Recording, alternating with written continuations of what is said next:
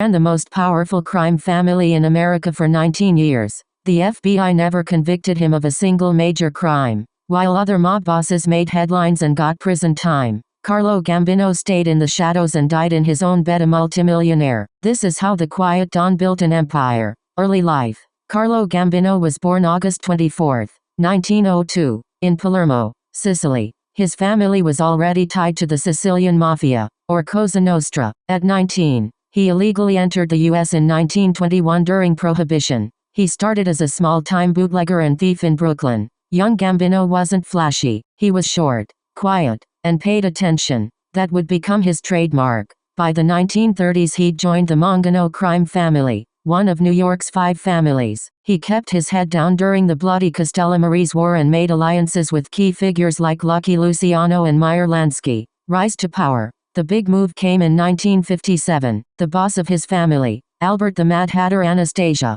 was shot dead in a barber shop. Many believe Gambino orchestrated it with help from Vito Genovese and Meyer Lansky. After Anastasia was gone, Gambino took over. The family was renamed the Gambino crime family. Unlike other bosses, Gambino hated attention. Rule number 1. No drugs. He knew narcotics brought heat from the feds. Rule number 2. No flashy lifestyle. He lived in a modest house in Brooklyn, then Massapequa, Long Island. Rule number 3. Keep your mouth shut. He rarely spoke on phones and held meetings while walking around blocks to avoid bugs. The empire. Under Gambino, the family had 300+ made members and 2,000+ associates. They controlled the NYC docks, garbage hauling, construction unions, garment district, and loan sharking. Estimates put their annual income in the hundreds of millions. Gambino was also a key vote on the commission, the Mafia's board of directors that kept peace between the 5 families. He was a diplomat. When Joe Bonanno tried to whack rivals in the 1960s,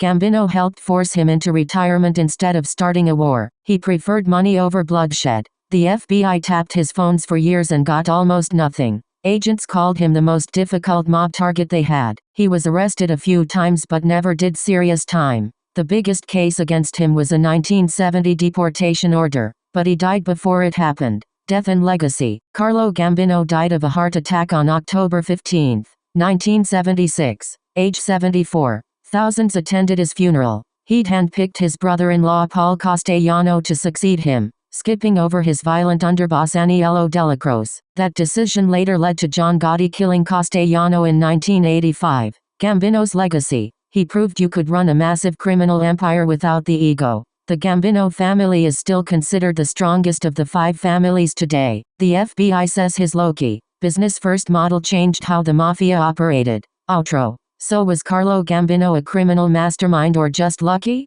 He beat the government by staying boring. Drop a comment if you want a video on John Gotti next. And subscribe if you like real mob history with no Hollywood BS.